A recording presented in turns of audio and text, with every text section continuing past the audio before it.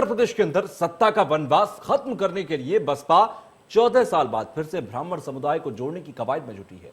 सूबे के अंदर ब्राह्मणों को साधने के लिए अब खुद बसपा प्रमुख मायावती ने मोर्चा संभाल लिया है।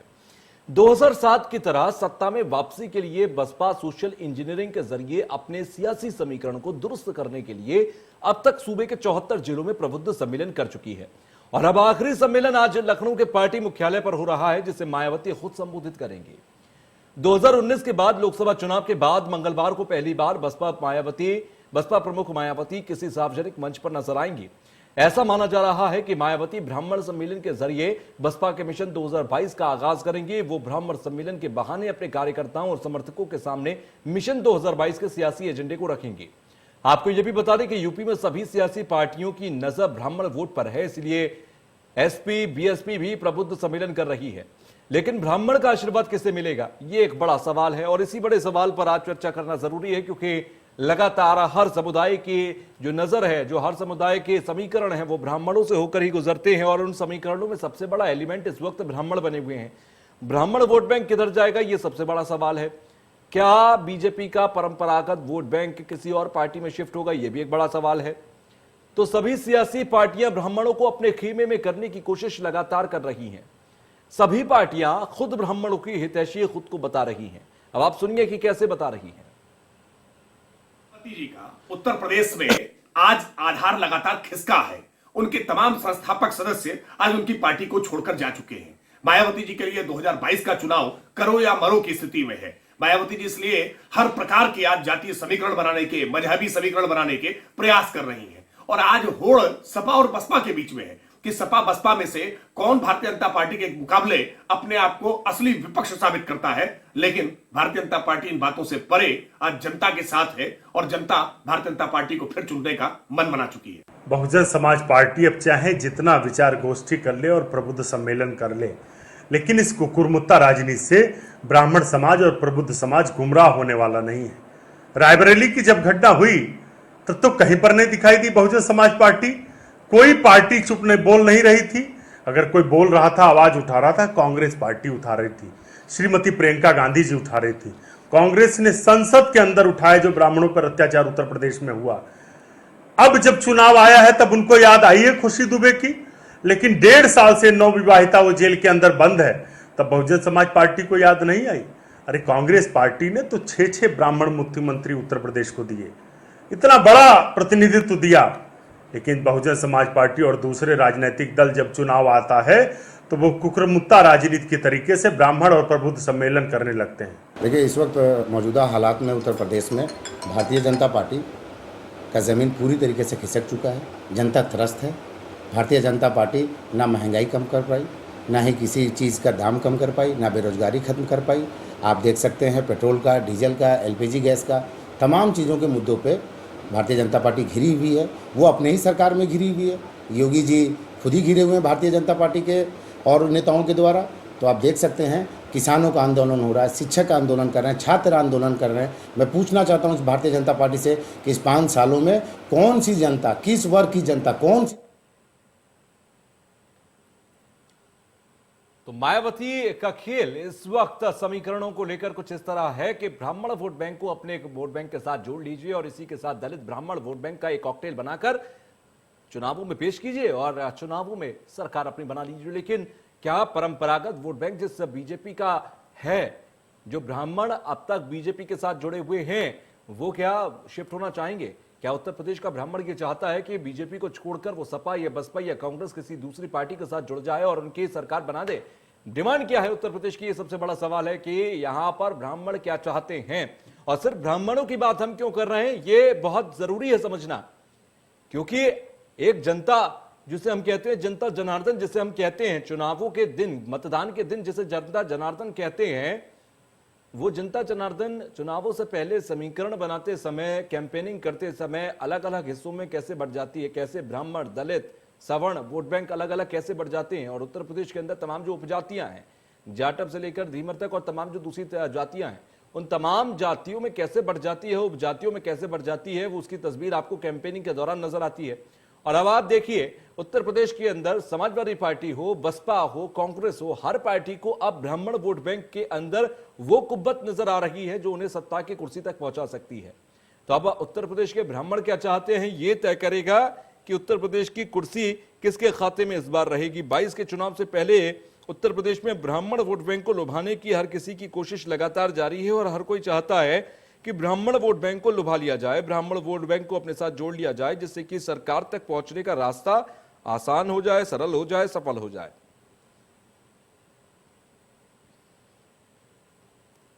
तो यूपी में किसकी जीत फिक्स होगी, ये एक बड़ा सवाल। ब्राह्मण वोट बैंक किसको मिलेगा, ये एक बड़ा सवाल। माया का खेल किसको फेल करेगा, ये भी एक बड़ा सवाल, क्योंकि उत्तर प्रदेश में अभी योगी की सरकार है। योगी की सरकार में ब्राह्मणों का एक बड़ा सपोर्ट है और ब्राह्मणों का अगर सपोर्ट है तो क्या ये मानकर चलें कि बीजेपी का जो वोट बैंक है, परंपरागत वोट बैंक है, ये अब शिफ्ट होना चाहता है। ये मायावती के साथ, दलितों के साथ जुड़कर सरकार बनाना चाहता है, या ये समाजवादी पार्टी को, अखिलेश को मौका देना चाहता है। किसको मौका देना चाहता है, ये एक बड़ा सवाल है।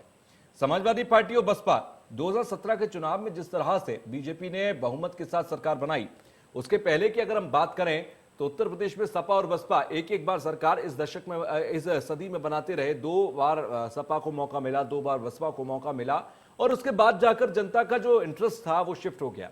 2017 में मोदी के चेहरे पर चुनाव लड़ा गया और सरकार बनाने का मौका बीजेपी को दिया गया। योगी आदित्यनाथ को जिस तरह से मौका दिया गया सीएम बनने का और सफल सीएम बनकर सीएम योगी आदित्यनाथ सामने आए पिछले 5 सालों में, 4.5 सालों में, ऐसे में साफ तौर पर यह बड़ा सवाल जरूर होगा कि क्या ब्राह्मण चाहेंगे कि वो किसी और पार्टी के साथ शिफ्ट हो जाएं। ये एक बड़ा बहुत महत्वपूर्ण सवाल है, क्योंकि हर पार्टी की कोशिश एक तरफ। अब एक बात और समझने वाली है, तुष्टीकरण की राजनीति उत्तर प्रदेश में हुई, जातियों के आधार पर उत्तर प्रदेश के अंदर चुनाव होते रहे।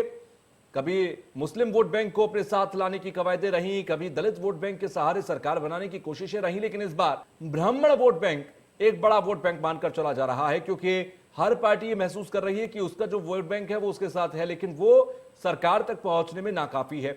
यही वजह है कि चाहते हैं कि ब्राह्मण वोट बैंक को खींचा जाए। उसकी 2 वजह, पहला, ब्राह्मण वोट बैंक एक बड़ा वोट बैंक है, अपने साथ आएगा तो बेहतर रहेगा, एक मुश्त आएगा। दूसरी तरफ ब्राह्मण वोट बैंक सरकार के साथ जुड़ा हुआ है, बीजेपी के साथ जुड़ा हुआ है। अगर उसको खिसकाया जाता है तो फिर बीजेपी कमजोर होती है और बीजेपी जब कमजोर होती है तो विपक्ष में किसी एक पार्टी को मजबूती जरूर मिलेगी। और यही वजह है कि हर पार्टी चाहती है कि ब्राह्मण वोट बैंक को हिलाया जाए, ब्राह्मण वोट बैंक को शिफ्ट किया जाए। तो आबादी के लिहाज से देखा जाए प्रदेश में लगभग 13% ब्राह्मण वोट बैंक है। कई विधानसभा सीटों पर तो 20% से ज्यादा वोटर्स ब्राह्मण हैं, यानी कि ब्राह्मणों का प्रभुत्व वहां पर है। 2017 की बात करें, 56 सीटों पर ब्राह्मण उम्मीदवारों ने जीत दर्ज की थी। अभी 56 ब्राह्मण विधायक हैं उत्तर प्रदेश के अंदर।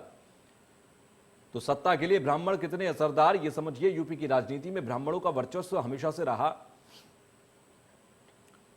और आबादी के लिहाज से 13% ब्राह्मण वोट बैंक है। इस 13% ब्राह्मण वोट बैंक को चाहता है हर नेता, हर पार्टी यही चाहती है कि वो 13% उनके खाते में आ जाए। लगभग 56 से 57 सीटें ऐसी हैं जहां पर ब्राह्मण वोट बैंक निर्णायक भूमिका अदा करता है और इन 56-57 सीटों पर अगर कोई भी पार्टी बढ़त ले जाती है तो फिर उसके लिए सत्ता तक पहुंचना आसान हो जाता है। तो यूपी की राजनीति में ब्राह्मणों का वर्चस्व हमेशा से रहा और यही वजह है कि ब्राह्मणों के वर्चस्व को देखते हुए अब हर पार्टी को ब्राह्मण का साथ चाहिए।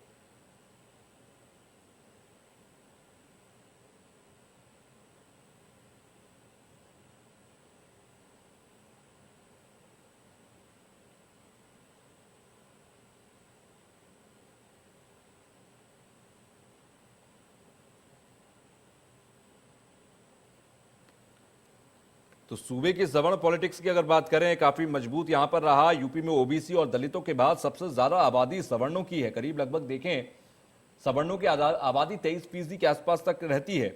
इस सवर्ण में अगर देखें तो ब्राह्मण भी हैं, राजपूत भी हैं, कायस्थ भी हैं, भूमियार भी हैं, कुछ बनिया भी हैं। इनमें ब्राह्मणों की अगर देखें तो लगभग 13% की संख्या है। अकेले ब्राह्मणों की बात करें, हम सवर्ण वोट बैंक की बात करते हैं तो सवर्ण वोट बैंक में 23 में से आप ये मान लीजिए कि 13% ब्राह्मण वोट बैंक है। बाकी के में आप राजपूत, कायस्थ, भूमियार, ये बनिया, ये तमाम यहां पर वोट बैंक रहता है। इसके अलावा हम राजपूतों की बात करें 7 से 8% के आसपास राजपूत वोट बैंक है। कायस्थ अगर देखें लगभग 2.25% के आसपास कायस्थ वोट बैंक यहां पर है। तो ये एक बड़ी राजनीति का समय है। अब बात करें एक समय अगर देखें तो उत्तर प्रदेश की राजनीति में ब्राह्मणों और राजपूतों का भी वर्चस्व काफी रहता था। अगर 90 के दशक की हम बात करें, 1990 के पहले तक की हम बात करें, तो यूपी को 8 ब्राह्मण और 3 राजपूत मुख्यमंत्री आज तक मिले। दोनों जातियों की संख्या भले ही कम रही, लेकिन दबदबा हमेशा से बना रहा। तो ब्राह्मण वोट बैंक का अगर लिहाज से देखें तो ब्राह्मण वोट बैंक एक निर्णायक भूमिका अदा करता रहा, सरकार बनाने में एक मददगार वोट बैंक के तौर पर हमेशा सामने आता रहा।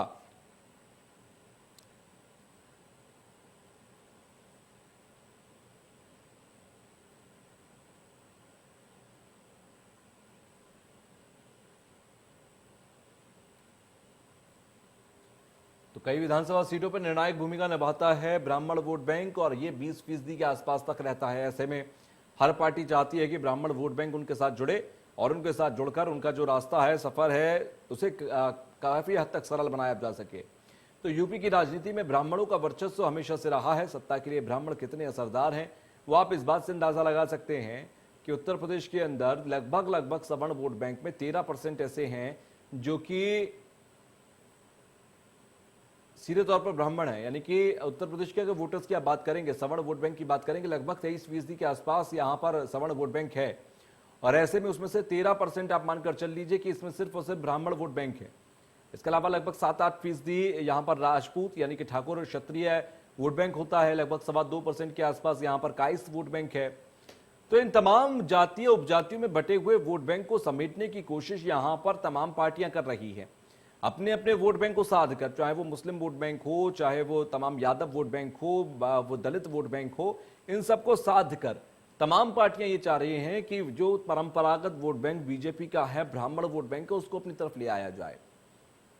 कांग्रेस से लेकर सपा बसपा सबकी कोशिश इस बार ब्राह्मणों को रिझाने की है। तो कई विधानसभा सीटों पर तो 20% से ज्यादा तक यहां पर वोट बैंक रहेगा। फिलहाल देखें, लगातार ब्राह्मणों और राजपूतों को लेकर दलितों और अन्य पिछड़ी जातियों के हाथ में यहां पर हमेशा सत्ता रही है।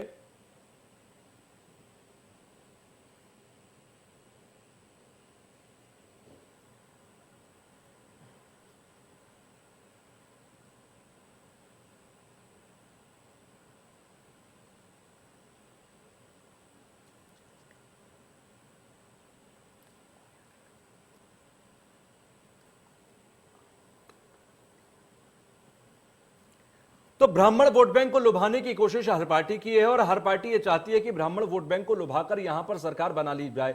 हर पार्टी ये चाहती है कि जो परंपरागत वोट बैंक बीजेपी का है, उस बीजेपी के वोट बैंक को लाया जाए, अपनी पार्टी के वोट बैंक के साथ मिक्स किया जाए और उसके बाद यहां पर कॉकटेल बनाकर सरकार तक पहुंच लिया जाए, कुर्सी तक का सफर तय कर लिया जाए।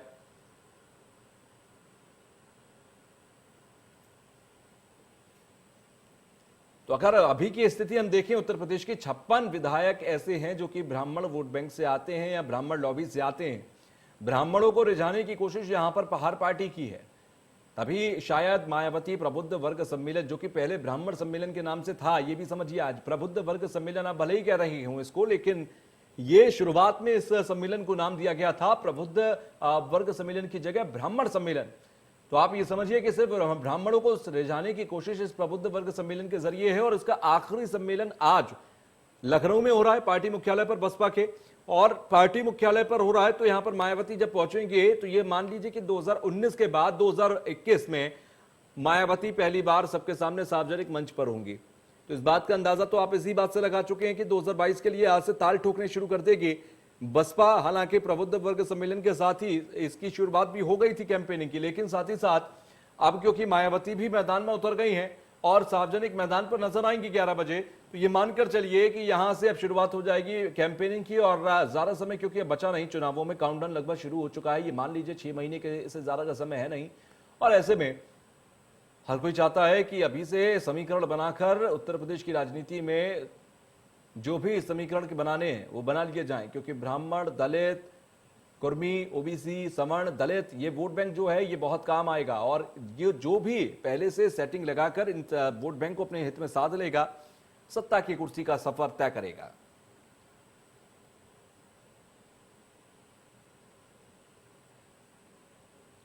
तो कई विधानसभा सीटों पर तो 20% से ज्यादा तक यहां पर वोट बैंक है 56 सीटों पर ब्राह्मण उम्मीदवारों ने जीत दर्ज की। 2017 में 56 ब्राह्मण विधायक हैं अभी उत्तर प्रदेश के अंदर।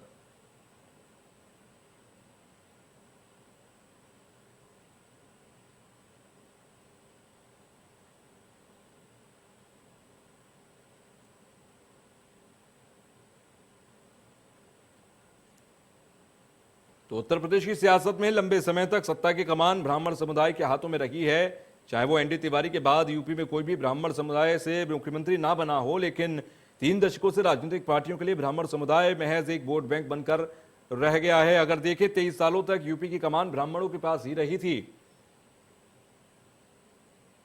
तो आजादी के बाद से लेकर यूपी की सियासत में 1989 तक अगर आप देखें तो ब्राह्मणों का वर्चस्व कायम रहा। 6 ब्राह्मण मुख्यमंत्री बने। गोविंद बल्लभ पंत, सुचिता कृपलानी, कमलापति त्रिपाठी, हेमवती नंदन बहुगुणा, श्रीपति मिश्रा और एनडी तिवारी, ये 6 मुख्यमंत्री ब्राह्मण लॉबी से आते थे उत्तर प्रदेश के अंदर। ये सभी कांग्रेस से थे। इसमें एनडी तिवारी 3 बार यूपी के सीएम रहे। अगर इन मुख्यमंत्रियों के कार्यकाल को आप देखें तो लगभग 23 साल का समय बनता है। प्रदेश की सत्ता की कमान ब्राह्मण समुदाय के हाथ में 23 सालों तक रही। ब्राह्मणों की ताकत महज आपको 13% जरूर नजर आ रही हो। आपको लग रहा हो कि 13% ब्राह्मणों के पीछे इतनी पार्टियां क्यों पड़ी हैं। 13% से ज्यादा तो दूसरे वोट बैंक भी हैं, लेकिन ये समझिए कि ब्राह्मणों का प्रभाव समाज में कहीं ज्यादा है। ये 13% बहुत काम के हैं।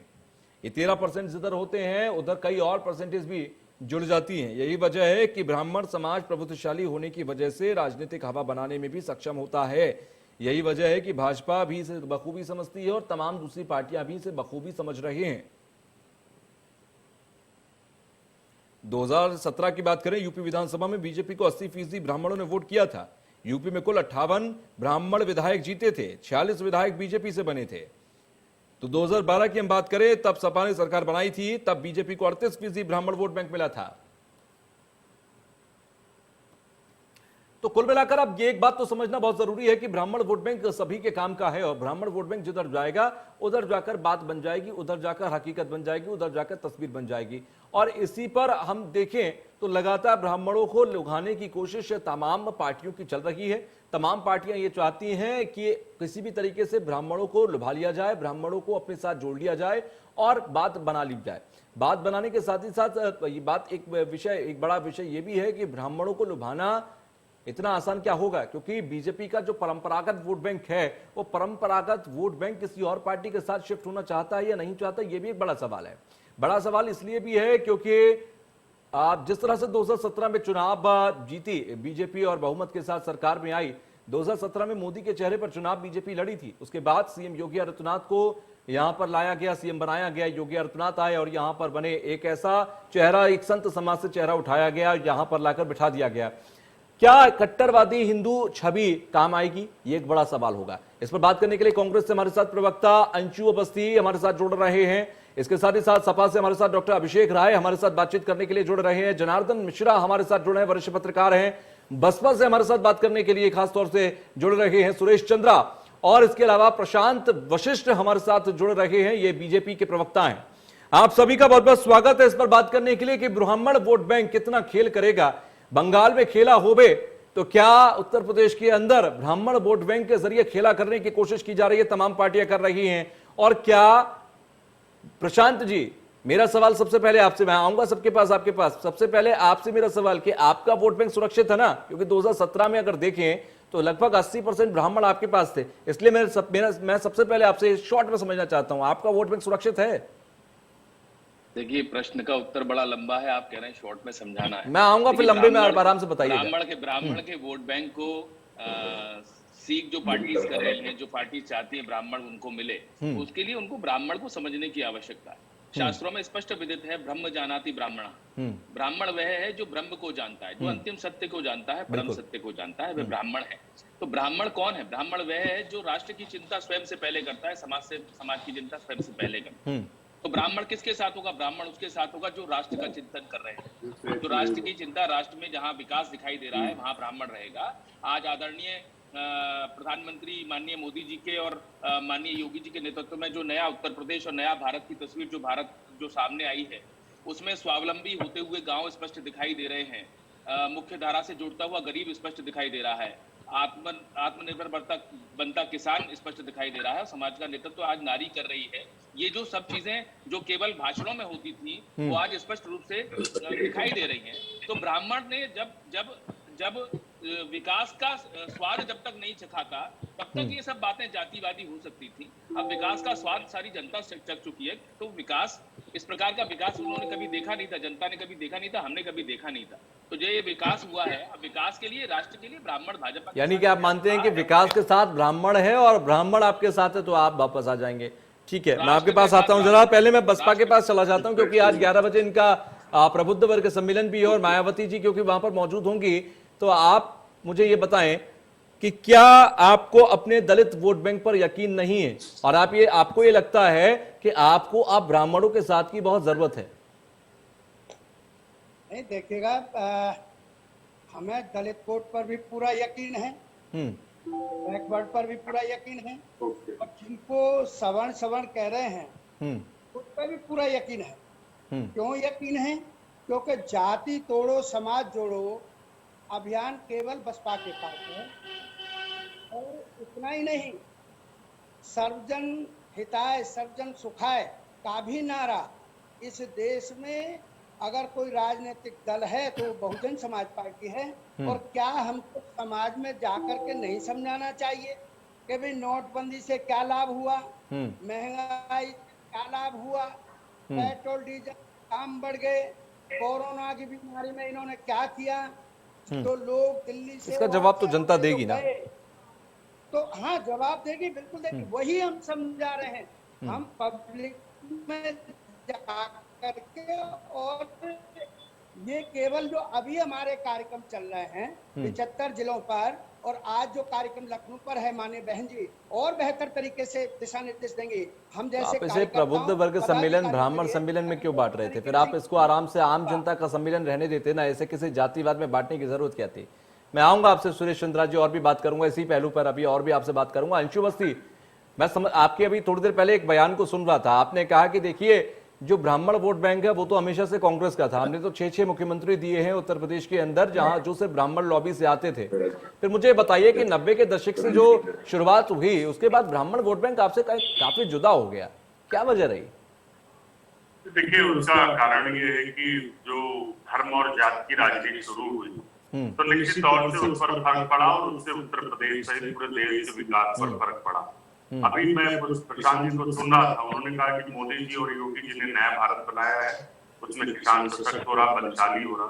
अरे साहब, हम तो पूछ रहे हैं कि कौन सा आत्मनिर्भर भारत बनाया आपने जहाँ की जीडीपी इतना नीचे चली गई, किसान सबसे ज्यादा आत्महत्या कर रहा है। आपने तो किसानों की जो एमएसपी पर बोनस मिलता था स्टेट गवर्नमेंट दिया करती थी, वो अलग मुद्दा चला जाएगा। देखिए, किसानों और मुद्दों पर जाएंगे, कुछ किसानों और मुद्दों पर जाएंगे। अभी पहले तो मुझे ये बताइए ना कि क्या आप और कांग्रेस 90 के दशक के बाद खास तौर से ब्राह्मणों की भावनाओं की कद्र नहीं कर पाए? यही वजह है कि ब्राह्मण अपनी दूसरी पार्टी ढूंढने लगे और अंत में जाकर बीजेपी के साथ जुड़ गए, और राम मंदिर के जरिए उनको उनकी भावनाएं संतुष्ट दिखाई दे रही हैं। आपके पास से इसीलिए तो नहीं भटक गए थे कहीं ब्राह्मण? देखिए, कांग्रेस के साथ हमेशा ब्राह्मण रहा है और आगे भी रहेगा, मैं आपको भरोसा दिलाता हूं। क्योंकि अगर कोई 30 सालों में नजर नहीं आया ना, मैं जवाब, अगर कोई उनको सम्मान दे सकता है तो वो सिर्फ और सिर्फ कांग्रेस पार्टी। हमने 6 मुख्यमंत्री बनाए, हम तो ये कह रहे हैं भारतीय जनता पार्टी के साथ ही बैठे, बसपा के बैठे या दूसरे जो भी दल, क्या वो ये बात कहेंगे कि वो ब्राह्मण को मुख्यमंत्री पद का चेहरा घोषित करेंगे? तो ये जो सारी बातें हैं, धर्म और जात की राजनीति बहुत कर दी भारतीय जनता पार्टी ने, अब चलने वाली ठीक नहीं है। डॉक्टर अभिषेक राय, इसके ऊपर जितना अवस्थी साहब आऊंगा, मैं आपने मुद्दों का भी जिक्र किया है, उस पर भी बातचीत करेंगे। डॉक्टर अभिषेक हमारे साथ जुड़े हुए हैं सपा से। आपको क्या लगता है कि आपको भी ब्राह्मणों की जरूरत पड़ेगी और उत्तर प्रदेश में इस बार निर्णायक ब्राह्मण होंगे? देखिए चार जी, बहुत सीधी सी बात है, कोई भी जाति वर्ग हो, सारे राजनीतिक पार्टियों को हर वर्ग की जरूरत पड़ेगी। उत्तर प्रदेश की सरकार जो बनती, जो मुख्यमंत्री बनता है, वो हर वर्ग का मुख्यमंत्री बनता है। समाजवादी पार्टी हर वर्ग की पार्टी है, हर वर्ग को साथ लेके चलने का काम करती है, चाहे वो किसान हो, चाहे वो प्रबुद्ध वर्ग हो, चाहे वो कोई भी वर्ग हो। तो समाजवादी पार्टी सबको सर्व जाति में विश्वास रखती है और सर्व वर्ग में विश्वास रखती है, पहली बात। दूसरी बात, जैसे अभी बसपा के सम्मेलन हो रहे हैं प्रबुद्ध वर्ग के कह के, इनके कई नारे, अभी मैं बसपा के प्रवक्ता को सुन रहा था, एक नारा इनका था तिरक बिल्कुल, तराजू और तलवार इनको मारो जूते चार। ये वो नारा भूल गए। 2017 में इनका नारा था, मैं नारों पे जा रहा हूं, ब्राह्मण शंख बजाएगा और हाथी बढ़ता जाएगा। 2019 में इनका नारा आया, उनको बोलते हुए देखा, सुन तो लो आप, मेरा अरे आप सुन चैलेंज तो है। लो। अरे भैया 2019 में इनका नारा आया, ब्राह्मण उत्पात मचाएगा, हाथी बढ़ता जाएगा। तो ये हृदय परिवर्तन। अच्छा सुरेश चंद्रा जी, एक बात तो है, वैसे मैंने इस नारे को, इतनी डिबेट आज तक कर ली है, मैंने इस नारे पर पहली बार बसपा को इतना एग्रेसिवली रिएक्ट करते हुए, डिनाई करते हुए देखा है। मुझे लग रहा है इस बार इस नारे का जिक्र भी हुआ तो बसपा को लगता है नुकसान हो जाएगा। आपसे पूछना चाहता हूं, मैं आपसे, देखिए मैं बसपा के प्रवक्ता सुरेश जी से पूछना चाहता हूं। सुरेश जी सवाल तो सुन ले। 2017 में आपका नारा था कि हाथी शंख बजाएगा, ब्राह्मण शंख बजाएगा, हाथी बढ़ता जाएगा। तो 2019 में आपने उसे क्यों बदल दिया? अरे साहब क्यों सुनिएगा, बदल दिया उसे आपने कि ब्राह्मण उत्पात मचाएगा, हाथी बढ़ता जाएगा? आज आपको ब्राह्मणों की याद आ रही है। ब्राह्मण बहुत प्रबुद्ध वर्ग है और उन्हें एकदम पता है कि कौन उन्हें इस्तेमाल कर रहा है। उन्हें एकदम तैयारी है, उन्हें पता है कि किसके साथ रहने में फायदा है। चुनाव आते ही कौन उनकी पूछता है और कौन उनके साथ लगा हुआ है। ठीक है, मैं आऊंगा आप दोनों के पास। हमारे साथ मिश्रा जी भी जुड़े हुए हैं, वरिष्ठ पत्रकार हैं, उत्तर प्रदेश की सियासत को समझते हैं। और ये सुनिए मिश्रा जी, मुझे ये बताइए कि क्या आप अभी, क्योंकि सबको आपने सुन लिया, देखिए कहेंगे हर कोई वही बात कि भैया ब्राह्मण भी चाहिए हमको सवर्ण और दलित सारे वोट बैंक चाहिए, लेकिन कोई भी सीधे तौर पर ये नहीं कहेगा कि देखिए हमारे पास इसकी कमी है, हमें ये चाहिए या हमें दूसरी पार्टी का वोट बैंक चाहिए। क्या यही हकीकत है कि हर पार्टी इस बार ब्राह्मणों के आसपास ही घूमेगी? ठीक है, मैं आऊंगा, जरा मुझे एक बार मिश्रा जी को भी शामिल कर लेता हूं, फिर मैं आपके पास भी आऊंगा। डॉक्टर अभिषेक, आऊंगा मैं आपके पास। ठीक है जनार्दन मिश्रा, ठीक है सुरेश जी, मैं आपके पास भी आऊंगा। अभिषेक, मैं आपके पास भी आऊंगा। कोई बात नहीं अभिषेक, मैं आपके पास आऊंगा। सीखने की जरूरत क्या है, यहाँ पर सबको समय मिलेगा ना। जनार्दन, आप ये बोलो ना, राजन ने क्यों इस्तीफा दिया? सुरेश जी आएंगे, सुरेश जी आराम से कहिएगा, अपनी बात भी कहिएगा, कोई समस्या नहीं है, समय दूंगा मैं। सुरेश जी आऊंगा मैं, सुरेश जी आऊंगा मैं समझ रहा हूं आपके ऊपर ज्यादा आरोप लगे हैं तो आप ज्यादा बोलेंगे, लेकिन कोई बात नहीं, मैं आऊंगा, पर्याप्त समय आपको दूंगा, मैं पर्याप्त समय दूंगा। सुरेश चंद्रा जी, दूसरों को मौका दीजिए। सुरेश चंद्रा जी, आप वरिष्ठ हैं, इस पूरे पैनल के अंदर सबसे वरिष्ठ हैं, थोड़ा रुकिए। हाँ जनार्दन, देखिए चुनाव आते ही सभी पार्टियां अपने अपने एजेंडे के साथ सामने आ जाती हैं और उससे पहले सभी जातिगत बातों का विरोध करती हैं, खुलकर प्रखर करती हैं कि हम सिर्फ बात अपने विकास की करेंगे। लेकिन जैसे जैसे चुनाव निकट आता है, एक एक करके सभी अपनी चीजों को पकड़ना शुरू कर देते हैं। यहाँ तक बात है ब्राह्मण को टारगेट करने की उत्तर प्रदेश में, तो ब्राह्मण्स ने हमेशा, जैसा कि भाजपा के प्रवक्ता ने भी कहा, कि विकास की तरफ, उत्थान की तरफ अपना साथ दिया है। वो कांग्रेस में दिखा तो कांग्रेस के साथ था, बसपा में दिखा बसपा के साथ था और फिर भाजपा के साथ है। आज भी जो उनको प्रलोभन देने का प्रयास कर रहे हैं, उनको समझना चाहिए कि जहां पर भी विकास और जहां पर भी उत्थान की बात होगी, वहां पर ब्राह्मण्स खड़े होंगे। लेकिन यहाँ पर आज की इस परिस्थिति में एक प्रश्न बड़ा उठता है कि ब्राह्मणों के सम्मान पर और उनके संप्रभुता पर एक प्रश्न उठता जा रहा है। ऐसा क्यों सारी पार्टियां ब्राह्मण्स की बात करती हैं, क्यों कह रही हैं उनकी स्थिति दयनीय है? तो कुछ तो कारण है, क्योंकि कहीं ना कहीं से ये बात सामने आ रही है कि उनको टारगेट किया जा रहा है, वो किसी भी रूप में किया जा रहा हो, कहीं ना कहीं से ये बात आ रही है कि उनके सम्मान पे ठेस पहुंचाई जा रही है। तो इस चीज को भी ध्यान में रखकर सभी जितने भी ब्राह्मणों का लाभ लेने का प्रयास कर रहे हैं, उनको ये चीज स्पष्टतया समझनी चाहिए। यानी कि आपका कहने का मतलब यह है कि तमाम पार्टियां सिर्फ और सिर्फ लाभ के लिए ब्राह्मणों से जुड़ रही है, ये ब्राह्मणों की कद्र नहीं करेंगी। ये चीज हर एक पार्टी को अपने चीजों में स्पष्ट करनी चाहिए। आप कार्य ब्राह्मण विरोधी करते हैं और आपको ब्राह्मणों का जो है वोट बैंक वो लुभाता है। आप उनसे कहते हैं हम सम्मान करेंगे, हर चीज करेंगे, लेकिन जो ग्राउंड रियलिटीज है वो काफी डिफरेंट है। उनके खिलाफ जो अट्रोसिटीज हो रही, जो अत्याचार हो रहे हैं, उनके खिलाफ आप उतनी आवाज मुखर होकर क्यों नहीं उठाई जाती? तो ये चीजें जो है वो कहीं ना कहीं जनता में, और जो प्रबुद्ध वर्ग का आज सम्मेलन हो रहा, भाजपा भी कर रही, सपा भी कर रही है, बसपा भी कर रही है, कांग्रेस भी दावा कर रही है।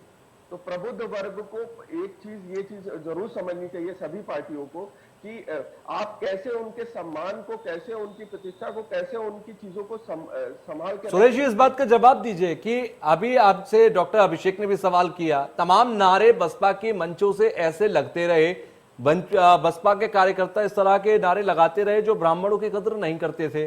अब अचानक से ब्राह्मणों की कद्र क्यों 2017 के बाद 2019 में भी दिखाई दिया और 2022 में तो बहुत खुलकर दिखाई दे रहा है?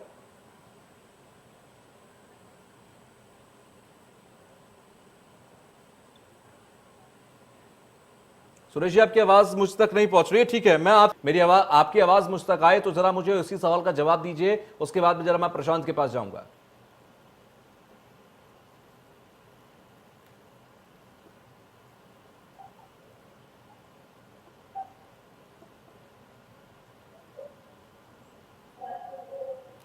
सुरेश जी, आपकी आवाज मुझ तक नहीं पहुंच पा रही है। मैं अपनी टेक्निकल टीम से करूंगा, जब तक उसको दुरुस्त करें। मैं प्रशांत आपके पास आ रहा हूं। मुझे ये बताइए कि अभी जैसे मैंने आपसे सवाल भी किया था कि क्या अब आ रही होगी आवाज? जी, आपकी आवाज आ रही है, बोलिए सर। हाँ, मैं ये कह रहा हूँ, ये कहना उचित नहीं है कि आज हम ब्राह्मण समाज के लिए ऐसी बात कर रहे हैं। ना ना ना, 1993 में जब सरकार बनी थी, 95 में हमारी बनी, 93 में बसपा और सपा की बनी, उस दौरान भी रामवीर सिंह उपाध्याय जैसे ब्राह्मण हमारे मंत्री रहे। सुधीर गोयल बात कर रही है, उन्होंने आपके कॉल को होल्ड पर रखा है। ठाकुर जी जैसे हमारे सांसद और एमएलसी भी रहे हैं। और इतना ही नहीं, जो अभी 2006 में हुआ तो हम तो लगातार उनके साथ जुड़े हुए हैं। ऐसा कहना उचित नहीं है। और फिर हम तो उस समाज को ये धन्यवाद देते हैं कि वो जो सम्मानित वर्ग है, और आपका अपना वोट बैंक आपसे संभल नहीं पा रहा है। आप ये भी तो देखिए ना, आपका परफॉर्मेंस भी तो देखिए ना। लगातार आप 2012 हारे, उसके बाद 17 हारे, 19 में आप हारे। अब आप कहते हैं कि 22 में आपके साथ दलित तो होगा ही होगा, उसके साथ आपका ब्राह्मण वोट बैंक भी होगा। तो इस बात पर जनता रिलाई क्यों करे? सर केवल ब्राह्मण वोट ही नहीं होगा, सर्व समाज का वोट होगा। ठीक है, आप मतलब कह रहे हैं कि अब बहुजन से उठकर बहुजन समाज पार्टी सर्वजन की तरफ जा रही है। अब आप ये कहने की कोशिश कर रहे हैं। ठीक है, डॉक्टर अभिषेक कुछ कह रहे हैं, उनकी सुन लेता हूं, फिर प्रशांत पे आपके पास आ रहा हूं। ठीक है, अपना पॉइंट रेज कीजिए डॉक्टर अभिषेक। तुषार जी, अभी मैंने सुरेश जी को सुना। सुरेश जी कह रहे थे कि 1993 की बात कर रहे थे, उपाध्याय जी साथ थे, ये थे। मैं अभी 2017 की विधानसभा की चुनाव की बात कर लें, इनके 19 विधायक थे। आज आप इनके पास बता दो कितने विधायक इनके पास बचे हुए हैं? 3 विधायक बचे हुए हैं। इनकी पार्टी, इनका जनाधार खिसक रहा है। वही तो सवाल है कि नए जनाधार को अट्रैक्ट किस बिहार पर करेंगे जब पुराना ही तो समझा। वही बात तो कह रहा हूँ, इनका जनाधार खिसक रहा है। बहुत प्रमुख वर्ग है, वो जानता है किसके साथ रहना है, कौन स्वार्थ के लिए आ रहा है और कौन स्वार्थ के लिए बिना आ रहा है। दूसरी बात, इनके जो ट्रोलर्स हैं सोशल मीडिया पे, वो क्या कहते हैं? वो ब्राह्मणों के लिए क्या कहते हैं? वो कहते हैं ब्राह्मणों को विदेशी कहते हैं। जैसे भाजपा के ट्रोलर्स कहते हैं कि मुसलमान विदेशी हैं, उन्हें पाकिस्तान भेज दिया जाए। इनके ट्रोलर्स क्या कहते हैं? ब्राह्मणों को विदेशी कहते हैं। तो इसका जवाब कौन देगा? और कभी बस क्या कहते हैं, बहन मायावती जी ने या सतीश चंद्र मिश्रा जी की ऑफिशियल अकाउंट से उसको नहीं डिनाई किया गया। तो क्या है, क्या साबित करना चाहते हैं? ठीक है, मैं चर्चा को थोड़ा आगे बढ़ा लूं। अंशु अवस्थी के पास चलता हूं। जरा प्रशांत, मैं आपके पास इसके बाद आऊंगा। अंशु अवस्थी, मुझे ये बताइए, जिस तरह से आपने खुद ही बोली थी ये बात, और अभी मैंने आपसे सवाल भी कुछ देर पहले किया था, 1990 तक अगर हम देखें, 89 तक आपके पास ब्राह्मण वोट बैंक की एक बहुतायत थी, आपके साथ वोट बैंक जुड़ा हुआ था। उसके बाद वो छिटकता गया, दूसरी पार्टियों में जुड़ता गया, और हकीकत ये है कि 2017 में आप देखेंगे 80% जो ब्राह्मण वोट बैंक था वो बीजेपी के साथ जुड़ गया था और बहुमत के साथ उनकी सरकार बनाई, जबकि तब योगी आदित्यनाथ का चेहरा नहीं था, तब सिर्फ मोदी का चेहरा था। आपको लगता है कि जो पार्टी कांग्रेस अभी उत्तर प्रदेश के अंदर सारे फॉर्मूला अपना चुकी हो और 2 लड़कों की जोड़ी भी बना चुकी हो, वो अब यहां पर सिर्फ ब्राह्मण वोट बैंक को लुभाने के लिए किस तरह के आगे बढ़ेगी? पहले तो फॉर्मूला आप क्या रखेंगे, दूसरा ब्राह्मण वोट बैंक को लुभाने के लिए आप करेंगे क्या? आपके पास कोई प्लान है कि आप ये कहें कि देखिए ब्राह्मणों आप हमारे साथ जुड़िए, हम आपके काम पूरे करके दिखाएंगे? देखिए, लुभाने की बातें वो लोग करते हैं जो ब्राह्मणों को कुछ दे नहीं सकते, उनके साथ झूठे वादे करते हैं। बहुजन समाज पार्टी ने भी 2007 में झूठे वादे किए, जनता ने उनको सीट पर बिठाया, लेकिन उसके बाद परिणाम क्या हुआ? वही ब्राह्मण नाराज होकर उनको सत्ता से बेदखल करता है। भारतीय जनता पार्टी ने भी बड़े बड़े वादे किए थे ब्राह्मणों से कि हम आपको ये देंगे वो देंगे, लेकिन जितनी हत्याएं उत्तर प्रदेश में आदित्यनाथ जी की सरकार में हुई, ब्राह्मणों के साथ जो अपराधी थे उनके साथ जाति देखकर कार्रवाई हुई। यदि कोई ब्राह्मण अपराधी था तो उसका घर गिराया जाता। मैं तो पूछता हूँ भारतीय जनता पार्टी के नेताओं से कि आखिर खुशी दुबे का क्या अपराध है जो नवविवाहिता 7 दिन पहले शादी होकर आती है और भारतीय जनता पार्टी की सरकार 1.5 साल में उसके खिलाफ वो जेल में है, चार्जशीट नहीं फाइल हुई।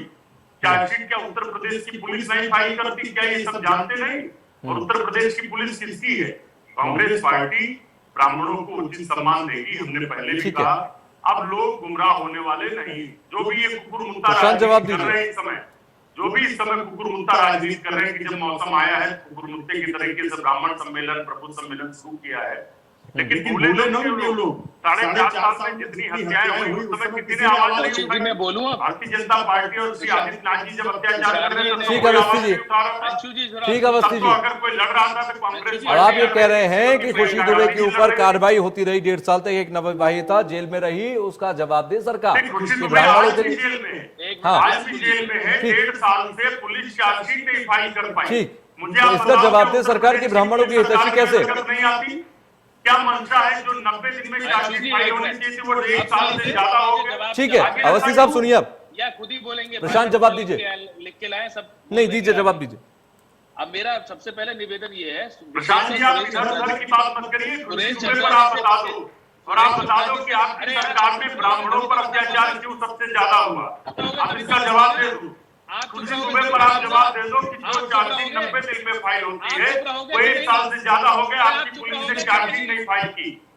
ये उत्तर प्रदेश पुलिस उत्तर प्रदेश की सरकार की मंशा के अनुसार काम करे, जिसकी मंशा अवस्थी आप सुन तो लीजिए ना, आपका सवाल पूरा हो गया, प्रशांत को सुनिए। सवाल मैंने क्या कहा, इधर और उधर की बात ठीक है, इधर उधर की अरे बात तो शुरू करने दीजिए उनको, उसके बाद कहिएगा ना कि इधर उधर की बात है या नहीं। ठीक है, इधर उधर की बात करेंगे, रोकेंगे ना, इधर उधर की बात करेंगे तो रोकेंगे। अंशु अवस्थी सुनिए, अंशु अवस्थी अगर अच्छे श्रोता नहीं बनेंगे तो अच्छे वक्ता कैसे बनेंगे? आप तो वैसे भी बहुत अच्छे प्रवक्ता है सर, आप तो बहुत अच्छे प्रवक्ता हैं, थोड़ा सुनना तो ठीक है, कोई बात नहीं, बोले तो दीजिए पहले, थोड़ा बोले तो दीजिए ना पहले। ठीक है अंशु अवस्थी सुनिए, अंशु अवस्थी सुनिए, ठीक है अंशु अवस्थी, ठीक है सुनिए प्रशांत। प्रशांत सुरेश चंद्रा जी से और अंशु जी से अनुरोध है और सबसे अनुरोध है कि देखिए जब मैं बोल रहा हूं तो बीच में ना बोले, अपने टर्न आए, मुद्दे की बात नहीं करेंगे, इनके पास जवाब नहीं, आप बोलने लगे जब आप इससे जवाब लेंगे तो प्रशांत अपनी बात कंटिन्यू कर रखिए आप। प्रशांत जी आप बताओ ना, हम तो पूछ रहे हैं आपसे, आप बताओ कि खुशी दुबे की चार्जशीट जो 90 दिन में फाइल होनी थी वो 1 साल में बात तो करने दीजिए। ठीक है अंशु अवस्थी, आपका पॉइंट रेस हो गया है, आपका सवाल सुन लिया गया है, प्रशांत को जवाब तो देने दीजिए ना, ये समझिए तो 1 मिनट का समय तो दीजिए उनको पूरा, उनको 1 मिनट बोलने तो दीजिए, नहीं आएगा जवाब तो हम रोकेंगे उनको। प्रशांत बोलिए। जानते हैं ये नहीं बोल अरे पूर्वाग्रह से तो ग्रसित तो मत होइए ना, यही तो समस्या है। पूर्वाग्रह से अगर आप ग्रसित होकर बैठ जाएंगे तो जनता आप पे कैसे यकीन करेगी? दौर बदलता जा रहा है, वक्त बदलता जा रहा है, समीकरण बदलते जा रहे हैं, आप पूर्वाग्रह से ग्रसित होकर बैठे बोलने दीजिए। ठीक है ठीक है अंशु अवस्थी, ठीक है अंशु अवस्थी, ठीक है प्रशांत बोलिए। वाजपेयी को सम्मान नहीं दे पाए वो आम ब्राह्मण का क्या सम्मान करेंगे? आप पिछले आरोप का जवाब ले नहीं रहे, अगला आरोप लगा रहे हैं, पहले सुन तो लीजिए ना, आपने जवाब तो ले लीजिए, अगर सवाल का जवाब तो लीजिए। अरे आपने फिर सवाल ही क्यों किया जब आपको जवाब नहीं चाहिए? तो सवाल का जवाब दीजिए। चेहरा तो एक्सपोज हो गया, क्या जवाब देंगे? चर्चा का दिशा जो लक्ष्मी अंशु अवस्थी आप बात को अपने नेता सुनिए, का सम्मान नहीं कर सकती। अंशु अवस्थी सुनिए, सुनना भी बहुत जरूरी है, समझिए सुनना भी बहुत जरूरी है, सुनेंगे नहीं तो जनता की बातें कैसे सुनेंगे फिर आप? ये अपने बचाव में कुछ कहें, ये तो एक्सपोज हो चुके हैं। ठीक है एक्सपोज हो गए तो जवाब तो ले लीजिए ना। अंशु अवस्थी रुकिए, अंशु अवस्थी आप रुकिए, प्रशांत आप बोलिए। भैया मैं तो रुका हुआ हूँ, लेकिन ये तो एक्सपोज हो चुके हैं। अरे बाप रे बाप, देखिए थोता चना बाजा घना, अंशु अवस्थी जी और राहुल जी ये बताएंगे दोनों मोदी ये जी और कहते योगी जी हैं, के नेतृत्व में नया भारत बन रहा है। अब जो नया नेतृत्व बन रहा है आपका, उसमें क्या हो रहा है? ठीक है अंशु अवस्थी, मैं समझता हूँ आपकी खिसियाहट ज्यादा होनी चाहिए क्योंकि आप एक लंबा वनवास भोग रहे हैं उत्तर प्रदेश के अंदर। आपके पास बोलने के लिए बहुत कुछ है, आपके सारे फॉर्मूलाज भी फेल हो चुके हैं उत्तर प्रदेश के अंदर। मैं समझ रहा हूँ आपके अंदर खिसियाहट भी होगी, आपके अंदर एक मरोड़ भी होगी, मैं समझ रहा हूँ उस बात को। लेकिन वो देखिए डिस्कशन के दौरान मत रखिए ना, डिस्कशन के दौरान कम से कम क्लियर होने दीजिए किसका क्या पॉइंट है। प्रशांत बिल्कुल, प्रशांत जी एक्सपोज हो चुके हैं ये लोग, प्रशांत जी एक्सपोज है पूरी तरीके से, अब ये कुछ बोल नहीं सकते। देखिए जनता आपको मौका नहीं दे रही है सरकार बनाने के लिए, आप कह रहे हैं कि एक्सपोज हो चुके हैं। जनता उन्हें मौका दे रही है बार बार सरकार बनाने का, आप कह रहे हैं देखिए वो एक्सपोज हो चुके हैं। तो मैं तो जनता की सुनूंगा ना, जनता जनार्दन है, वो जिसको वोट दे रही है, मैंडेट दे रही है, यानी कि वो ठीक है। आपको मौका नहीं दे रही है तो एक्सपोज आप हो रहे हैं। ठीक है, तो 22 की तो बात कर रहे हैं ना हम, तो 22 की तो बात कर रहे हैं, पूर्वाग्रह से ग्रसित होकर तो मत बैठिए ना इस बात को लेकर कि देखिए उनके पास तो जवाब ही नहीं है। ठीक है, देखिए अंशु अवस्थी समय बर्बाद हो रहा है, अंशु अवस्थी समय बर्बाद हो रहा है, इस बेवजह की बहस में समय बर्बाद हो रहा है, मुद्दा कहीं से कहीं जा रहा है, मुझे बात करने दीजिए। अंशु अवस्थी, प्रशांत आप अपना पॉइंट रेस कीजिए, मुझे दूसरे गेस्ट के पास भी जाना है, मैं आऊंगा सुरेश जी आपके पास। प्रशांत जल्दी से अपना, प्रशांत जी ठीक है, इस बात को यहीं पर छोड़िए, जवाब नहीं है। प्रशांत अपनी बात कीजिए। अंशु अवस्थी प्लीज, अंशु अवस्थी मेरी रिक्वेस्ट है आपसे प्लीज, प्रशांत अपनी बात कहिए। जो पार्टी अपने नेता को सम्मान नहीं दे सकती, जिसने जीवन दे दिया, वो ये आम ब्राह्मण को क्या सम्मान देंगे? अंशु अवस्थी मैं समझ नहीं पा रहा हूँ, मैं समझ नहीं पा रहा हूँ। आप एक वरिष्ठ प्रवक्ता हैं, आप एक बड़े नेता हैं, डिबेट में बैठते रहते हैं, बीजेपी थोड़ा सा हैरारकी रखिए, डिबेट की थोड़ी सी हैरारकी रखिए। ठीक है प्रशांत, एक्सपोज करती है जनता ने, एक्सपोज किया कि राहुल गांधी जी को तत्व ज्ञान है, इन्हें भी तत्व ज्ञान है, कह रहे मुझे इन्हें भी सब पता है। राहुल गांधी पॉइंट पे आइए प्रशांत, पॉइंट पे आइए, ये बेफिजूल की बहस में पढ़ने से कोई फायदा नहीं, पॉइंट पर आइए। पार्टी को सम्मान नहीं मिला, कहीं ये नहीं कहना की बात कर रहा हूं मैं, नेहरू की वजह से नहीं बात कर रहा हूं मैं। राहुल ये कह सकते हैं परसों एक इनकी बेशर्मी की पराकाष्ठा, ट्वीट किया, झूठा फोटो ट्वीट किया किसान रैली के बारे में। राहुल गांधी को शर्म आती है? कुछ भी कह सकते हैं। अरे मुद्दा यहाँ राहुल गांधी और नरेंद्र मोदी नहीं है, राहुल गांधी नरेंद्र मोदी पे जिस दिन करेंगे बहस आराम से तसल्ली से बोलिएगा। मुझे ये बताइए कि क्या योगी आदित्यनाथ की सरकार में ब्राह्मण सेफ नहीं है? ये आरोप तब भी लगे थे, हालांकि ये मेरा आरोप नहीं है, ये तमाम दूसरी पार्टियों का आरोप रहा है कि विकास दुबे से लेकर खुशी दुबे तक जब भी कार्रवाई की बात आई बड़े ही निष्ठुर हो गई, ब्राह्मण थे इसलिए। प्रशांत जवाब दीजिए कि ब्राह्मणों के खिलाफ कार्रवाई करने में बहुत आगे रहती है योगी सरकार, ब्राह्मणों के साथ अनफेयर होता है उत्तर प्रदेश की सरकार में। कार्रवाई सरकार नहीं कानून करता है, बिल्कुल हमारे यहाँ कानून सर्वोपरि है, कानून अपना काम कर रहा है, उस पर मैं टिप्पणी नहीं कर सकता। कानून पर इनकी सरकारें जहां है वहां सरकारें काम करती हैं, कानून को काम करने नहीं देते ये लोग। तो ये और महा झूठे हैं राहुल गांधी। आपने कल परसों देखा होगा किसान सुरेश जी आपके पास का झूठा फोटो इन्होंने डाला, झूठा फोटो। आप जब भी कभी झूठ की बात होती है, झूठ की राजनीति होती है, राहुल गांधी झूठ की राजनीति करते हैं।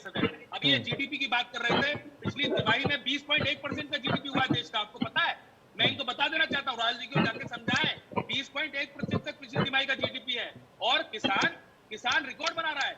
इतनी बड़ी खरीद भारतीय राजनीति के इतिहास में कभी नहीं हुई जितनी बड़ी खरीद माननीय मोदी जी की सरकार में हुई है, और उत्तर प्रदेश में माननीय योगी जी की सरकार में सबसे बड़ी खरीद हुई है। पिछली सरकार की तुलना में 8 गुना ज्यादा हमने खरीद की है, और कृषि निर्यात में हमारा देश आज टॉप 10 देशों में पहली बार आया। ब्राह्मण कार्ड पे बात हो रही है, ठीक है, विकास की नई नई इबारतें आप लिख रहे हैं नहीं लिख रहे हैं, इस पर हम अलग से बहस कर लेंगे। जीडीपी आज का मुद्दा है भी नहीं, कौन झूठा कौन सच्चा राजनीति में हर कहते हैं कि वो हवा में सब रंगे हैं वाला हिसाब है, ठीक है। तो देखिए हर कोई तो चाहता यही है कि ब्राह्मण वोट बैंक उनके साथ आ जाए, चर्चा इधर उधर भटकाने से कोई फायदा नहीं है। बात इसलिए, हालांकि ये देखिए समीकरण बनाते समय ब्राह्मण दलित सवर्ण में बांट देने से कोई फायदा नहीं, लेकिन दुर्भाग्य सबसे बड़ा ये है उत्तर प्रदेश के चुनावी आधारों पर होते हैं। सुरेश जी ठीक है, प्रशांत सुरेश मैं आपके पास आ रहा हूं, बोलिए सुरेश। ठीक है अंशु अवस्थी प्रशांत दोनों के पास आऊंगा, आपने बहुत वक्त जाया कर दिया दोनों ने, प्लीज सुरेश जी। बीजेपी वाले कानून अपना काम करता है, तो उत्तर प्रदेश में मेरी सरकार 2012 में हम लोग जो सत्ता से बाहर हो गए जी, तो क्या 10 साल लग गए केवल इस बात को तय करने में आज की खबर है कि जो मूर्तियों का वो था उसमें कुछ हुआ, तो हमारे 2 मंत्री जो हमने पहले निकाल दिए, हाँ, तो वो हमने पहले ही निकाल दिए, उनके खिलाफ सरकार ने काम किया। लेकिन क्या इनको होश अब आया? ऐसा नहीं है। मामला क्या है?